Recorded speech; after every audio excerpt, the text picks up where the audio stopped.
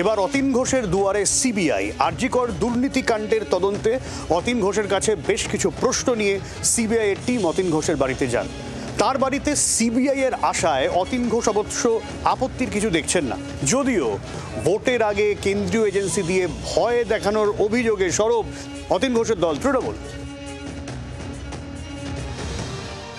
আরজিকর আর্থিক দুর্নীতি মামলার তদন্তে কলকাতা পুরসভার ডেপুটি মেয়র অতীন ঘোষের বাড়িতে হানা দিল সিবিআই। শুক্রবার দুপুর 2:15 নাগাদ উত্তর কলকাতার ফরিয়াপুকুর এলাকায় অতীনের বাড়িতে যান কেন্দ্রীয় গোয়েন্দা সংস্থার আধিকারিকেরা। সঙ্গে ছিলেন কেন্দ্রীয় বাহিনীর জওয়ানেরাও। জিজ্ঞাসাবাদের পর বিকেল 5টা নাগাদ তার বাড়ি থেকে বেরোয় সিবিআই। সূত্রের খবর, দুর্নীতি মামলায় অতীনের বয়ান রেকর্ড করেন তদন্তকারীরা। আরজিকরে তরুণী চিকিৎসকের ধর্ষণ খুনের পরেই সামনে আসে হাসপাতালের আর্থিক দুর্নীতির অভিযোগ। তদন্তে নেমে প্রাক্তন অধ্যক্ষ সন্দীপ ঘোষকে গ্রেফতার করে সিবিআই। এই মামলার তদন্তে কেন্দ্রীয় গোয়েন্দা সংস্থা স্ক্যানারে আরজিকরে রোগী কল্যাণ সমিতির সদস্যরাও। স্থানীয় বিধায়ক হওয়ার সূত্রে যে কমিটিতে ছিলেন অতীনও। তিনি রোগী কল্যাণ সমিতির যেমন সদস্য ছিলেন, একই সঙ্গে কাশীপুর বেলগাছিয়ার বিধায়ক তিনি। সেই গোটা বিষয়ের সঙ্গে যে আর্থিক তছরূপের অভিযোগ উঠেছে, সেখানে তার কোনো রকম যোগ রয়েছে কিনা, যাদের বয়ান রেকর্ড করা হয়েছে তারা যে সমস্ত নথি বা তথ্য তুলে দিয়েছে সিবিআইয়ের কাছে, সেই নথি বা তথ্যের সঙ্গেই অতীন ঘোষ তার কি বক্তব্য রয়েছে সেই বয়ানই কিন্তু আজকে মূলত রেকর্ড করেছে সিবিআইয়ের আধিকারিকরা। বাড়িতে সিবিআই আসে অবশ্য আপত্তি দেখছেন না অতীন। এটা ওদের রাইট। ভারতীয় কনস্টিটিউশন, ভারতীয় পুলিশ বাহিনী এবং ভারতীয় যে কোনো গোয়েন্দা সংস্থা তাকে এটা অধিকার দিয়েছে, রাইট। সেই রাইটে ওরা আমাকে নোটিশ পাঠিয়েছে, আমার কাছে এসছে, আমি এটা কোনো খারাপভাবে নিচ্ছি না। যদিও ভোটের আগে এজেন্সি দিয়ে ভয় দেখানোর অভিযোগে সরব অতীনের দল তৃণমূল।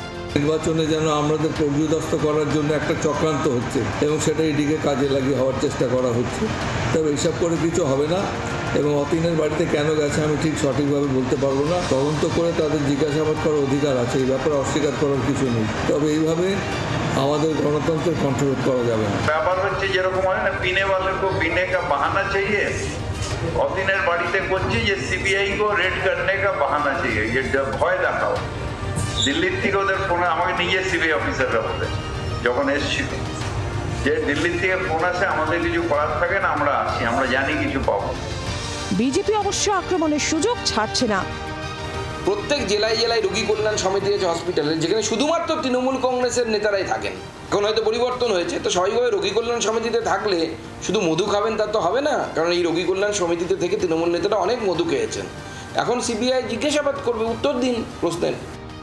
বাড়িতে সিবিআই হানার দিনেই অতীনের বিরুদ্ধে বিস্ফোরক অভিযোগ করল নিহত চিকিৎসকের পরিবার। সেদিন আমার মেয়েকে যারা খুন করেছিল তাদের পালাতে সাহায্য করেছিলেন অতীন ঘোষ এবং টালা থানার পুলিশের গাড়ির সাহায্যে তারা পালিয়েছিল। এটা দুর্নীতি মামলার হলেও এটা আমাদের খুন ধর্ষণ মামলার সঙ্গে জড়িত। সব মিলিয়ে রাজ্য রাজনীতিতে ফের তরজার কেন্দ্রে আরজিকর। ক্যামেরায় দীপঙ্করের সঙ্গে রক্তিমা ও নান্টুর রিপোর্ট, জি 24 ঘন্টা। বাংলার আওয়াজ, বাঙালির আবেগ, জি 24 ঘন্টা।